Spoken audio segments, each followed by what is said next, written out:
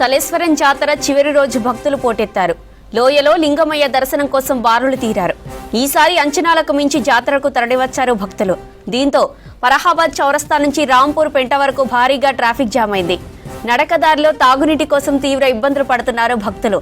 Maintenance పేరుతో అడ్డగోలుగా toll ఛార్జీలు వసూలు చేస్తున్నారు ఫారెస్ట్ అధికారులు.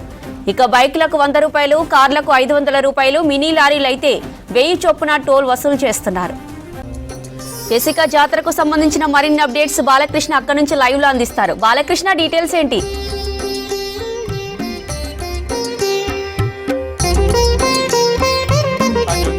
దక్షిణ అమర్నాథ్ యాత్రగా పేరుగొందిన సలేశ్వరం జాతరకు లక్షలాదిగా జనం తరలి వస్తున్నారు. చివరి రోజు కావడంతో పెద్ద ఎత్తున భక్తులంతా కూడా తరలి వస్తున్నారు.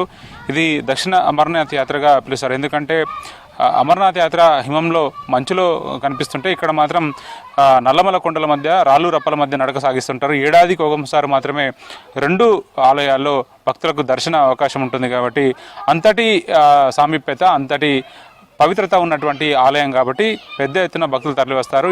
ఏడాదికి ఒకసారి మాత్రమే వచ్చే అవకాశాన్ని ప్రజలందరూ కూడా, భక్తులంతా కూడా సద్వినియోగం చేసుకునేందుకు పెద్ద ఎత్తున ఆసక్తి చూపిస్తుంటారు. లక్షలాదిగా జనం తరలి వస్తున్న సిచ్యువేషన్ కనిపిస్తుంది. కేవలం 3 రోజులు మాత్రమే ఫారెస్ట్ శాఖ అధికారులు అనుమతులు ఇవ్వడం జరిగింది. దీంతో రాష్ట్రం నలుమూలల నుంచే కాకుండా వివిధ ప్రాంతాల నుంచి కూడా పెద్ద ఎత్తున భక్తులు తరలి వస్తున్నారు. ముఖ్యంగా అటు శ్రీశైలం హైవే నుంచి ఫరాబాద్ చౌరస్తా నుంచి ఒక మార్గం ద్వారా వస్తే, మరోపక్క లింగాల నుంచి ఉన్నటువంటి మరో ఏరియా ద్వారా 2 మార్గాలు సలేశ్వరంకి ఒక జంక్షన్ లాంటి ఏరియాగా చెప్పవచ్చు మనకు రాంపూర్ పెంట. అక్కడి నుంచి సలేశ్వరం లోయలకి నడవాలంటే 6 కిలోమీటర్ల మేర నడవాల్సి ఉంటుంది.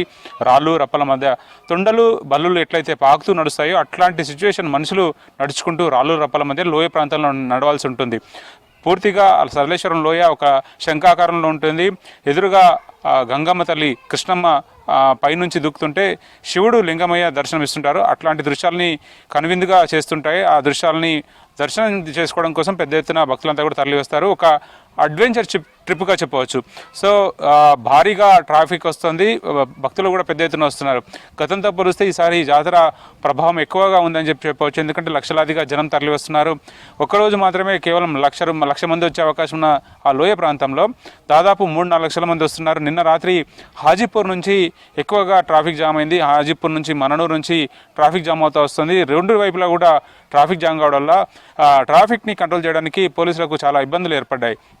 దీంతో పాటు ఫరాబాద్ చౌరస్తా నుంచి యూజువల్గా ప్రతిరోజు కూడా 3 రోజుల్లో ప్రతిరోజు కూడా ఫరాబాద్ చౌరస్తా నుంచి రాంపూర్ పెంట వరకు ఉండే 22 కిలోమీటర్ల area forest area, dense forest ఏరియాలో కూడా చాలా ఇబ్బందికరమైన పరిస్థితులు ఏర్పడ్డాయి. ఒక చినుకు వర్షం పడ్డా కూడా భక్తులు రాకపోవాలకి చాలా ఇబ్బందికరమైనటువంటి పరిస్థితి ఉండేది. సో ఆ ట్రాఫిక్ని అంతా కూడా కంట్రోల్ చేయడానికి అటు పోలీసులు అంతా కూడా శాయశక్తులు కృషి చేస్తున్నారు. మరోపక్క లోయలో లక్షలాదిగా జనం అయితే లింగమయ్య దర్శనం కోసం ఎదురు చూస్తున్న పరిస్థితులు కనిపిస్తున్నాయి. ఒకవైపు లింగమయ్య దర్శనం కోసం వెళ్తున్న భక్తులంతా కూడా వస్తున్న లింగమయ్య అంటారు.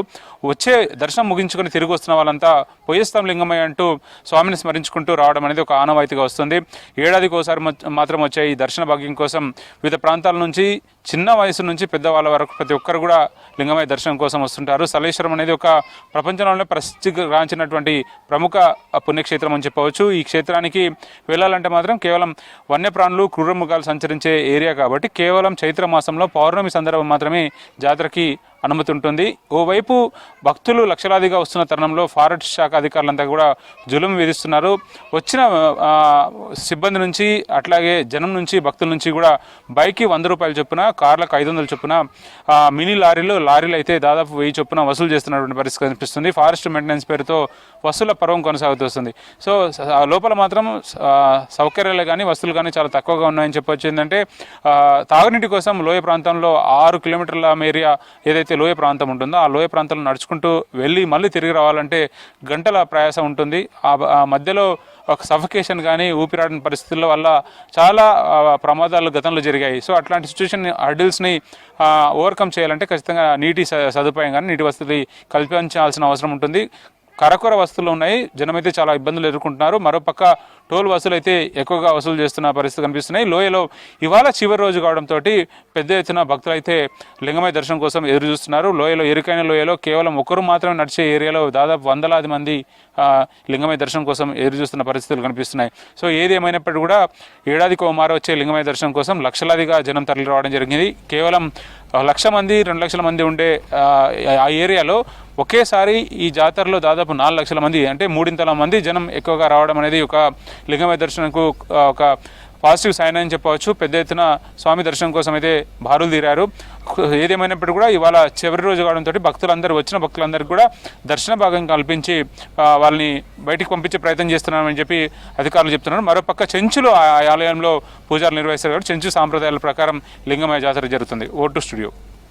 Right Balakrishna, thank you.